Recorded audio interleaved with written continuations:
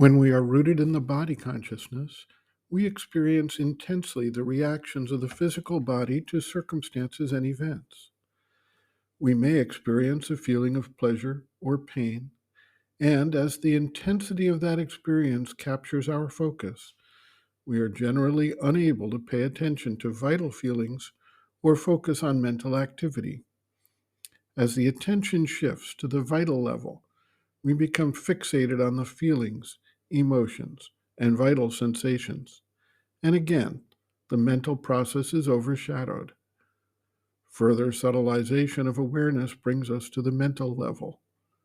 When the mind is intensely focused and vibrating with mental energy, we cannot pay attention to other things, either physical or vital, or, on the other side of the spectrum, those energies which are more subtle yet than the mental energies.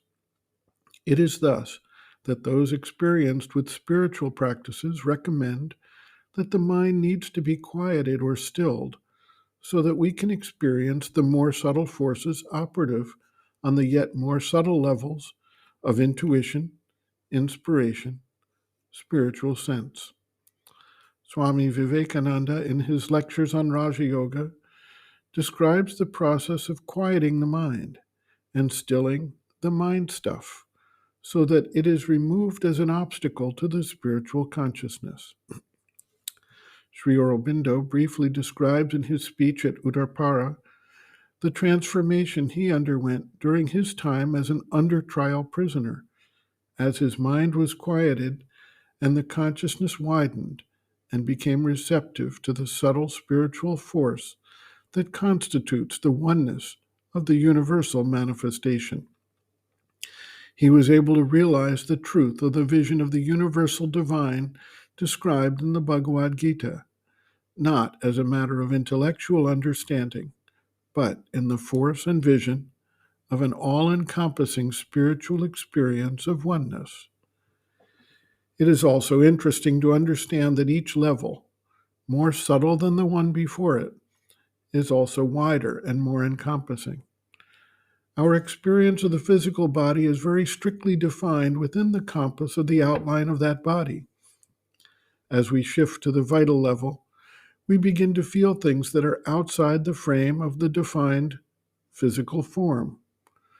With the entrance into the mental world, a much wider sphere of energy and vibration becomes available to us.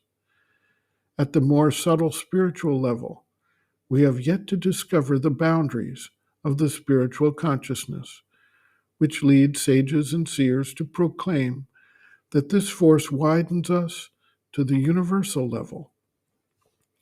Dr. Dalal writes, quote, "It is when the consciousness develops and becomes more subtle that it comes into a more direct contact with the inner reality of things and gains an awareness of forces."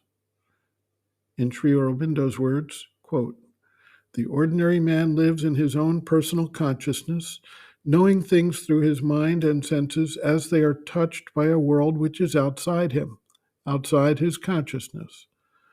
When the consciousness subtilizes, it begins to come into contact with things in a much more direct way, not only with their forms and outer impacts, but with what is inside them. But still, the range may be small. But the consciousness can also widen and begin to be first in direct contact with the universe of range of things in the world, then to contain them, as it were. As it is said, to see the world in oneself, and to be in a way identified with it, to see all things in the self, and the self in all things, to be aware of one being everywhere, aware directly of the different planes, their forces, their beings. That is universalization. It, consciousness, begins to know inwardly and directly, and not merely by external observation and contact, the forces at play in the world, feels their movement, distinguishes their functioning, and can operate immediately upon them, as the scientist operates upon physical forces." End quote. Reference: Sri Aurobindo and the Mother, The Hidden Forces of Life, Preface, pages Roman 9 to 10.